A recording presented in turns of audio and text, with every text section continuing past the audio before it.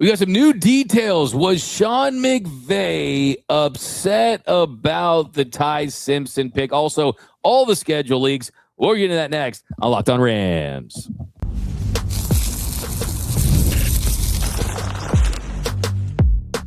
You are Locked On Rams, your daily Los Angeles Rams podcast. Part of the Locked On Podcast Network, your team every day. What is up, Ramley, and welcome to the episode of Locked On Rams, your daily podcast covering your Los Angeles Rams, free and available wherever you get your podcast. Locked On Rams, part of Locked On Podcast Network, your team every day. My name is Doug McCain. You can follow me on X and Instagram at DMAC_LA. As always, I'm joined by the People's Champ, Mr. Travis Rogers. You can follow him on X at Travis Rogers. And on today's episode, it is scheduled day in the NFL. We'll talk about what we know. We got another leak just minutes ago, so we'll get into that. We'll talk some scheduling predictions, how many primetime games. We'll kind of try to go through that. I think they're going to get the max at 6. But, Travis, we're going to go back to draft night. We're going to go back to draft night when Sean McVay looked very upset, to say the least. I said on the show right after that I had seen him more excited after the Konate Mumfield pick, and even after they lost the Super Bowl, than he was after that draft day situation. And Chris Sims was on the show, and he basically said that there was a little bit of a heated argument about another topic right before they went out there, and that's why Sean McVay was acting the way he was. And we saw the big PR tour from McVay the day after. Yeah, this won't go away until we see Ty Simpson be a success or a failure, but we're going to be talking about this one for a long time. Yeah, that's the thing, right? Is that, and I know you and I both said this in the moment, that what is going to make this thing have legs like few things do is that we will have no resolution for a very long time. Like, we will not know about what that reaction was until we get to see Ty Simpson play. And Ty Simpson's not going to play for at least a year, maybe 2. Who knows how long it's going to be before he actually gets to go out there and do his thing. I don't know if anybody is ever going to shoot you 100% straight on what was going there. So we're left to speculate. But I keep coming back to what you said, that Sean McVay is so, demonstrative. Sean McVay is so emotional. He is so, animated when it comes to just about everything he does. Like, you see him do a commercial, you see him on the sidelines, you see him talking to the media, you see him doing just about anything. And McVay's energy is like a 9.5 out of 10 all the time. And then when you see him just kind of sitting there looking bored, disinterested, despondent, whatever emotion you want to put in there, it's really stark. It's incredibly unusual to see him subdued like that. So we're going to fill the vacuum. And because Ty Simpson was such a surprising pick for this team at that spot, it was he doesn't like that. It may have nothing to do with that. It could be something entirely like Chris Sims is suggesting, which is they had a discussion about something else that kind of just bled over into the next thing. It happens all the time. You've done it. I've done it. We've all, you have an argument with somebody else and you walk into another meeting and you're in a bad mood. It has nothing to do with the person that's in the next room. It's just what you carried into that room from the other thing. It could easily be that. I wouldn't be surprised. But because Simpson was such a unusual, surprising pick, we're left to try to fill in the blanks, and we're going to keep doing it for a couple of years. It's just going to take forever to kind of figure out whether or not Sean McVay thinks Ty Simpson can play. We just don't know. Yeah, a lot of stuff to kind of go with this one. I think with McVay, Travis, he's one of those guys where you can actually, like, I feel like I've watched season 1. Like, I feel like it's one of those shows you binged. I've binged all the McVay pressers, right? I've seen season 1 up until now. Right. And it's kind of one of the things where you can kind of get a sense how he feels before he even talks. Yeah. And he smiles. Right. Yeah. He'll smile and be like, Gary, yeah, Ty Simpson, we love the player, we love the person, the me, not we. Like, he'll get into it. And I thought he was gonna like empty the clip on every single thing he liked about Ty Simpson. And when we didn't say that, and then the reporter asked him about the conversation with Matthew Stafford, and he's like, I'm gonna keep that between us. He was kind of short there. But first, I want to ask you, and kind of start here, is I think both of us are probably on the same page with this. It's like Matthew Stafford, there's no way he's insecure enough. He just won the MVP. They know that they want him to be their quarterback as long as they can see out, as long as he's great. There's no way that he's thinking, oh, Ty Simpson's coming for my job, or, oh, this roster is not good enough. I just don't know if this was a Matthew Stafford is super upset thing from my end. But what say you? Well, I agree with the first thing. I'm not sure about the second. I agree with the first thing about I don't think he's looking over his shoulder, worrying about losing his gig. I mean, he's coming off of an MVP season, and he's going to walk straight into the Hall of Fame when it's time for him to go and put on that yellow jacket. So he's good there. Like he is a made man in the NFL, and he's still got a lot left in the tank. So I don't think he's worried about losing his gig. So I'm with you on that one. The one that I don't know, and the one that I'm at least willing to listen to him having some sort of less than perfect feelings about is, hey, listen, we could have used a first round pick on something that we're actually going to use, whether that's an offensive player or whether that's a defensive player that could help us in the 2026 season. If you went and got another edge, if you went and got another corner, if you went and drafted Mekhi Lemon, if you went and did, took a tackle or any of these things that you get to use it every Sunday, they would be better than they are right now. They took a piece that is simply going to get mothballed for a couple of seasons. And it's not like they did it in the third round or the fifth round. They did it in the first round. And if in the first round, if you can get a player that can come in now, is there going to be the difference between them going to the Super Bowl or not? Probably not. But a guy that you could use, if somebody else goes down, I think that's where it gets a little fuzzier. And he could look at it like that. And I think it's a reasonable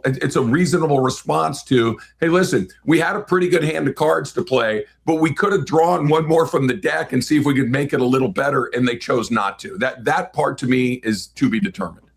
So I think that's really interesting because I'm not saying that's not impossible, right? Guys have emotions. And I think a couple of things with the Stafford angle is I kind of find it hard to believe that Matthew Stafford didn't know about this in advance. I mean, the Rams, after the fact, they had those meetings. There were some of those talks. I don't think that they would be like, okay, the first time Matthew Stafford knows about Ty Simpson and the potential being a Ram is on draft day, right? I just don't think it's that. Right? I think so. From that standpoint, it's like it's not like, oh, I was upset about it and then it really happened. Now I'm mad. I think it's kind of one of more of those things with Stafford where it's like, hey, what's one thing we've talked about on the show and we've gotten comments and people criticize Matthew Stafford for? That he locks onto one receiver and maybe he locks onto his two best guys. So the thought of, I'm going to get Mekhi Lemon, I'm going to give him a 1,000-yard season. I think that's kind of unrealistic, right? All of a sudden he's going to do that. I just don't see that.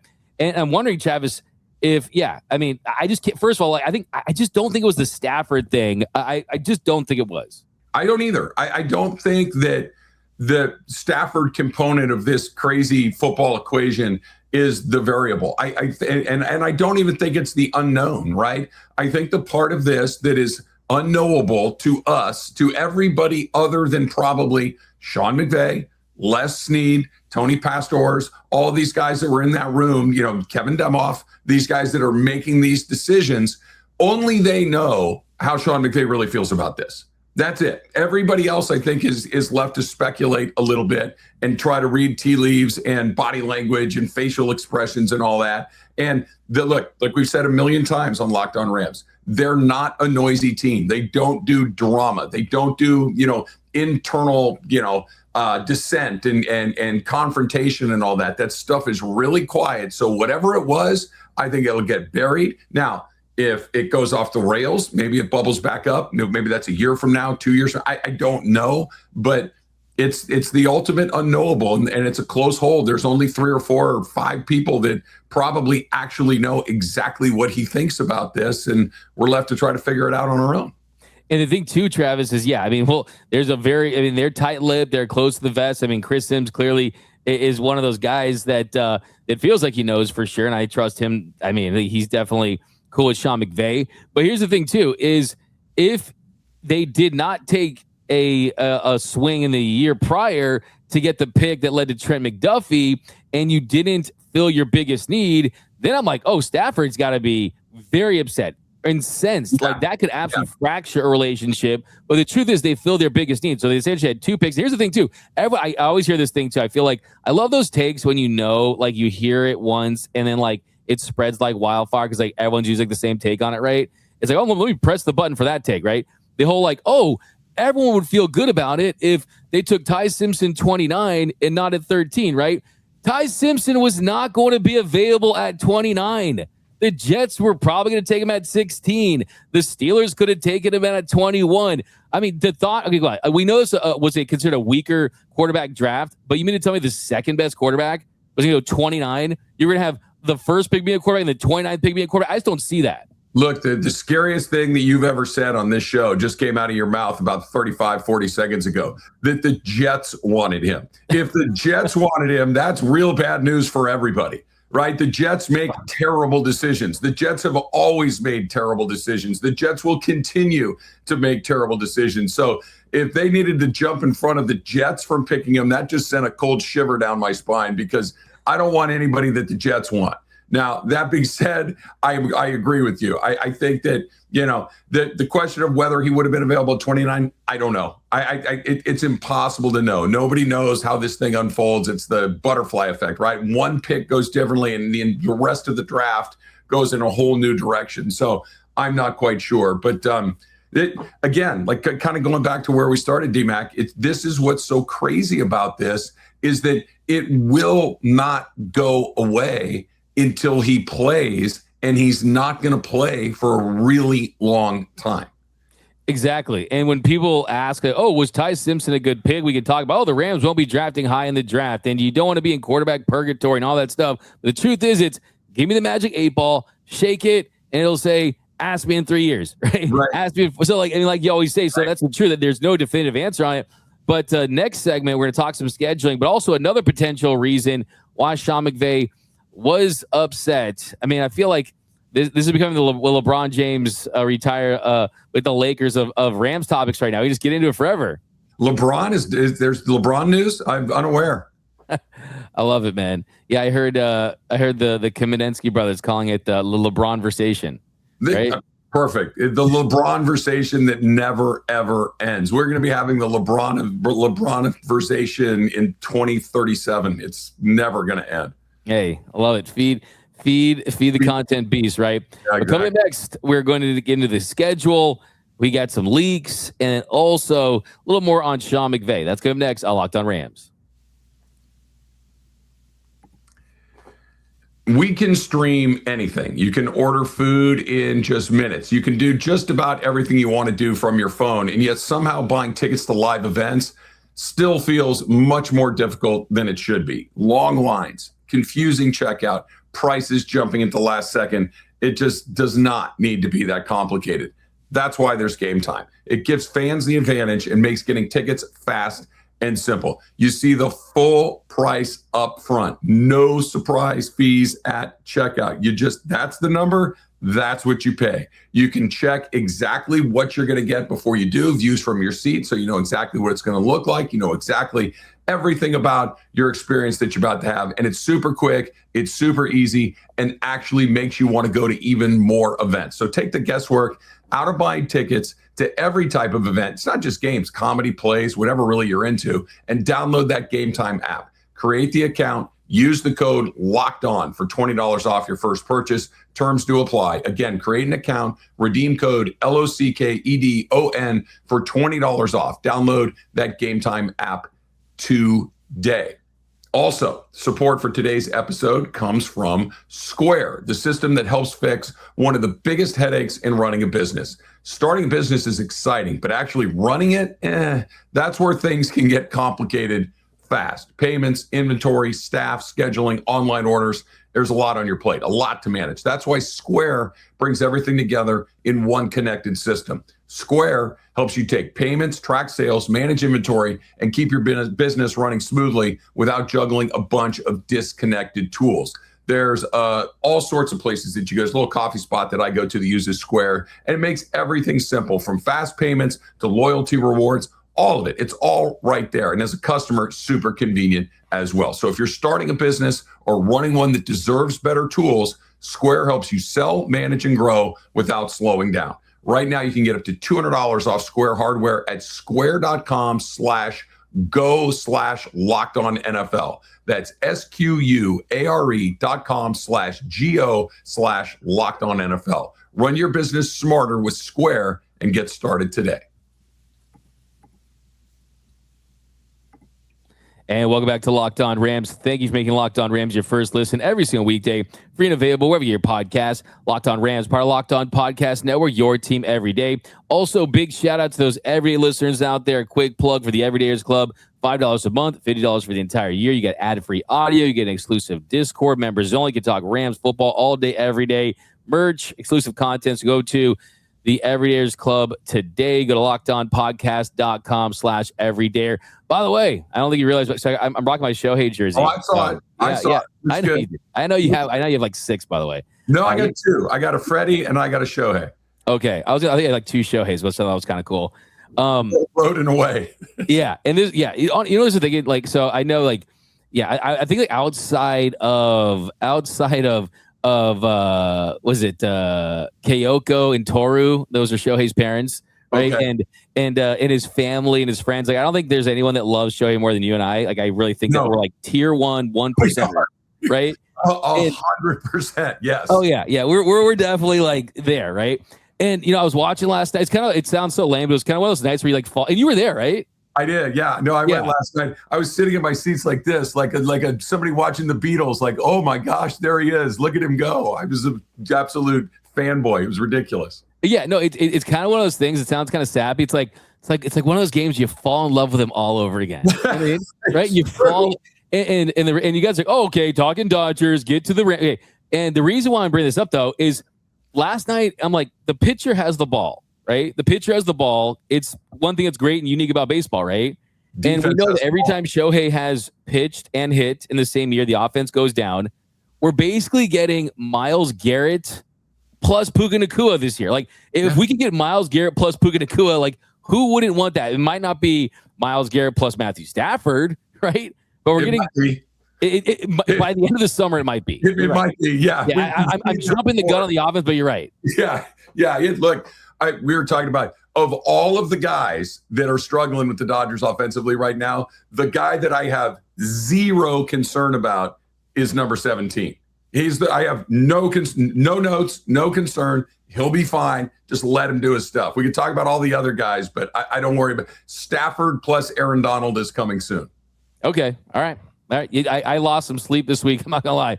Because I looked up his FanGraphs, he was the 75th best hitter in baseball. But June Tawny's real. He's the best June hitter in the history of baseball. And the dude's standard is so insane. Like, that's it. Yeah. The floor is so high that we judge this through a totally different lens. It's like, it literally is like Aaron Donald. It's like, if he doesn't get 2 sacks in a game, if he doesn't just absolutely blow up the opposing game plan, you're like, what's wrong with him? Nothing. Exactly. He's fine. And I think like to him putting up all-star numbers is like disgusting. Yeah. You know what I mean? Like, for him, it's like going from being like a movie star to like, I got to do TV and commercials now. It's like, it's like, no, he's gonna be a blockbuster. I agree with you. You can hold it together more than me though, because I start to freak out a little sooner than you. I'm a little older than you, Doug. I've been through the freak out mode before. I just don't have the energy to freak out anymore. Yeah, I'll freak out a little bit for sure. But all right, I do want to say one more thing about McVay that I did want to run by you, and it kind of made me think of. Was Sean McVay, I don't want to say trying to get greedy per se, but was Sean McVay having a conversation with Les Snead about maybe we could potentially trade down a little bit to get some more picks? We know that Les Snead has famously talked about the Bobby Wagner rule, right? What happened in 2012 where if you want a player, you take him. If you feel like he's going to go past you and there's a chance another team takes you, just take your guy. Yep. I mean, it might have been something as simple as that. I mean, I kind of think that, I don't want to say be overstepping by Sean McVay because he's the coach, he's the GM. Like, let me do my job, you do your job. But I'm almost kind of curious if there might have been a little bit of that. We can get a receiver and the quarterback and the corner and the quarterback, I'm sure that, and this is why, again, not to do the Dodger thing all over again, but the Dodgers have earned the benefit of the doubt. The Rams have earned the benefit of the doubt. The Rams have earned the right to do a pick like Ty Simpson and have us go, okay, let's see what happens next, because they don't just do one thing. They've had the F them picks era. They've had where they've picked in the first round. We've seen them move up. We've seen them move back. We've seen them do just about everything there is to do in the draft. So it's not like they're just dogmatic when it comes to, we do this. They saw a player they liked and they took him.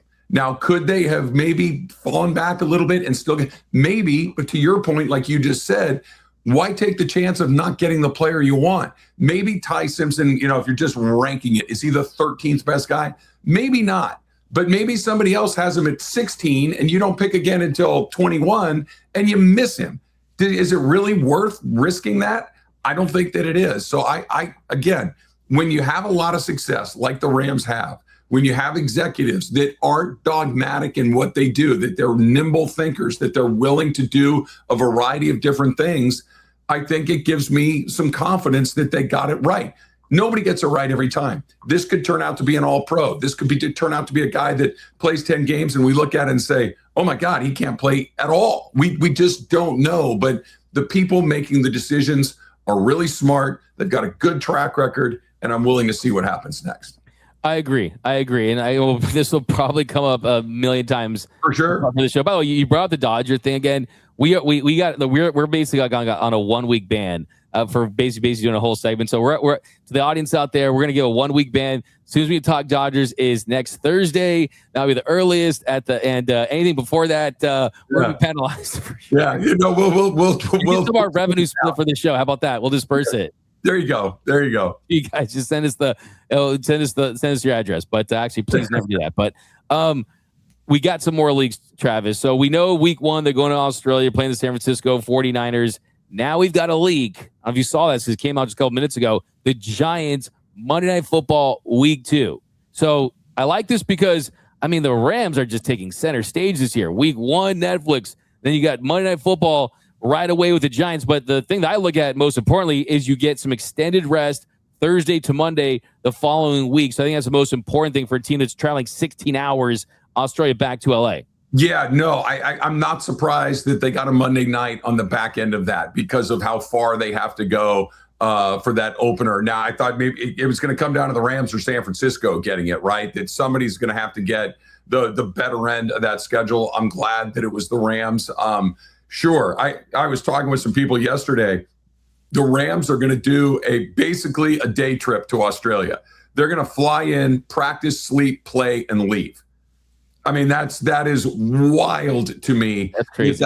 That's what they're going to do for such a far. Now, it's worked for them before. That's how they did it when they go to London. It's just how they've done their thing. They don't do that, get there and acclimate. They go in, they practice, they play, and they leave. So we'll see. But it's literally on the other side of the world. It's a 20-hour flight or whatever it is. So they're going to be in the air longer than they're on the ground playing the game. So that's a flex, man. Yeah. My big trip is like Solvang with my wife because I have to. Theirs is like, we're going to Australia, bro, to play a football game in San Francisco 49ers. It's pretty cool. It's wild. So that they get a Monday on the back end of that. That's cool. I think the Rams are going to get a ton of prime times. I think you're going to get Sunday nights. You obviously got the Green Bay game on that Wednesday before Thanksgiving. So you got to think that they're probably playing the Thursday before that. I don't think you could play Sunday into Wednesday. That seems unlikely. So go ahead and throw that. Would make at least 4 where you're on a Thursday the week before. So there's 4 without even seeing the full schedule.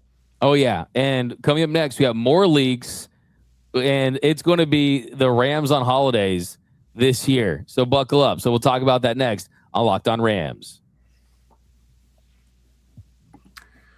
If you've ever opened your bank account and thought, yo, where did all my money go? Doug, listen to this. This is important for you. Oh, my God. No. That's out of pocket, bro. You're not alone. Keeping track of subscriptions, spending and bills can get overwhelming fast. That's where Rocket Money comes in, helping you take control of your finances all in one place. Because here's what it does. It helps you track your subscriptions in one spot and help you cancel the ones that you don't need with just a few taps. It automatically categorizes your spending so you can actually see where your money is going, and you can set budgets, get alerts, and stay on top of upcoming bills. It just makes everything feel more organized and gives you a clearer picture of your finances day to day. Rocket Money is a personal finance app that helps you find and cancel unwanted subscriptions, monitors your spending, and helps lower your bills so you can grow your savings. Let Rocket Money help you reach your financial goals faster. Join at rocketmoney.com/lockedon. That's rocketmoney.com/lockedon. Just so you know, podcast and video, that was a low blow by Travis talking about me and money right now. I've been a victim of some serious identity theft. I have lost money. I'm basically like, I mean, I have to go to like basically Costco to get food samples right now because I can't even like, I can't have access to my funds. Yeah, I mean, it was right there. I had no choice. No, I respect it. I respect it. I respect it. I'm starting to wonder maybe you were the person behind it, which I'm the perpetrator. Yeah. When they asked me on the phone, do you have anyone or suspect anyone? I said no. I have to call back and see what's up. So just want to point that out. But Travis, third segment, you mentioned the Green Bay game. Wednesday Night Football. And first of all, you're the first person I thought of when I learned that, because you talk about how the NFL can just create things. Yeah. You created a Thanksgiving Eve, like Thanksgiving Eve. Usually Thanksgiving Eve is when you kind of like you come back and you hang out with your high school friends at a bar, right? Now it's like Thanksgiving Eve, football, the Rams, the Packers. I love it. It's bizarre. So, you know, if anybody that is a Locked On Rams listener, viewer, is also a listener of any of the radio shows I've ever done, you know what I'm about to say. Doug, I've been saying this for about 10 years, maybe even a little bit longer than that. The NFL is getting to the point, and we got one more domino to fall, and it's done. There's going to be football every day of the week.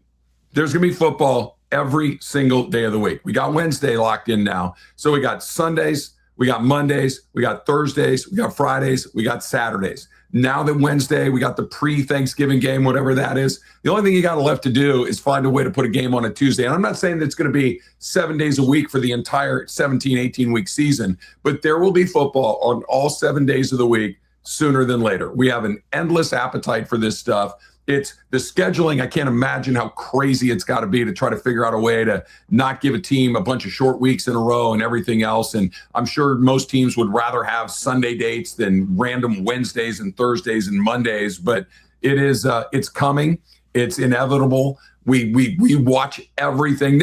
Green Bay versus LA on a Wednesday. That's a good game. We're going to watch it. You could have put Cleveland against Tennessee. Guess what? We're going to watch that too. We watch all of this stuff. The NFL knows it, and they're just going to keep loading up with these weird whack games in the middle of the week. They're never going to stop. Yeah, and look, no one loves football. I mean, there's a billion people love football as much as me, but not more. I think we're in like the same thing with Ohtani. Love it at maximum. You can love it. I will say, though, I know you're a big college football guy. Yeah. I'm a big college football guy. Long as we don't I mean, college football deserves its own Saturday. I've even gotten into those Friday college football games. I think I'm cool for like a occasion.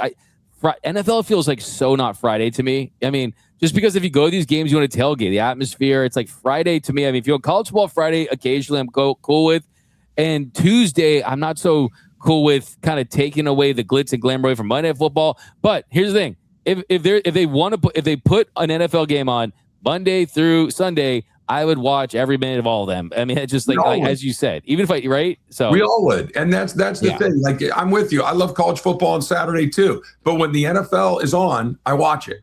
When you put it, and we talk about the draft. The draft is the biggest event that isn't the Super Bowl. We talk about the combine. We're talking about the schedule release today. We already knew who they're going to play. We just didn't know the order that they're going to play them in. And it's a huge deal. Like, we really can't get enough of this stuff. And my only concern is that because I think the thing that makes the NFL so incredibly important to sports fans in this country is the scarcity of events, right? That there aren't a lot of games. There's only 17 games. 18 is right around the corner. I think 20 is right around the next corner after that.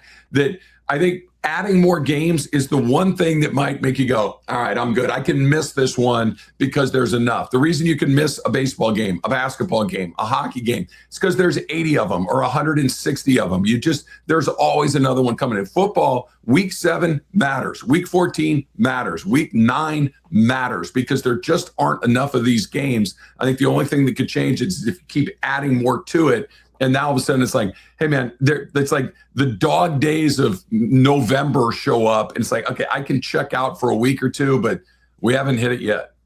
We have not. And another one we've got is Seahawks Christmas Day in Seattle. That's another rumored one. So that would put us up to 4 nationally televised games. You got 5. 5. Oh, we at 5? Yeah, because it's Australia, Monday night against the Giants. You figure that the Thursday game or Wednesday game, excuse me, Green Bay, they have to play the Thursday before that. You have to. You can't play Sunday to Thursday. You just can't do it. Yeah, of course. That's another big factor too. So that'll be a Thursday night football game. So that's 4, and then 5 that you're talking about in Seattle. So there's 5 right there. So basically, you have 1. So I think and none of those games too are on a Sunday night football. Right. So I think the Sunday night football game is either going to be, and a lot of those are home games, away games. You could see Philly Sunday night football on the road. You could see, I think the Broncos, I always get that weird one. I got the Dolphins 2 years ago. I got the Buccaneers last year. The Broncos to me is that sneaky nationally. Okay, all right. Raiders. The Raiders. Hey, Fernando Mendoza, right? Fernando Mendoza back in LA, good team in the Rams, maybe an ascending team with the Raiders. I think that Mendoza's probably, if they play the Raiders later in the year, Mendoza's probably their quarterback by that point. Maybe he's just getting started. I think the Raiders are a real possibility. The Raiders. Okay, I'm going, I think I got to go Eagles. You think there's still enough juice with the Eagles? You still think they're going to be one of the better teams? Yeah, I do too. So I'm going Eagles Sunday night with the save pick. My wild card's going to be Broncos, though, but you got Raiders. All right, well, we got the max game, so that's awesome, and I love it. But that's it for this episode of Locked On Rams. My name is Doug McCain. You can follow me on X and Instagram, but don't follow me in my mailbox and in my accounting numbers and things like that. Anyways, but yeah, you can follow me on X and DMAC_Lee and the People's Champ, Mr. Travis Rogers at Travis Rogers. And until next time, whose house? It's Locked On Rams house.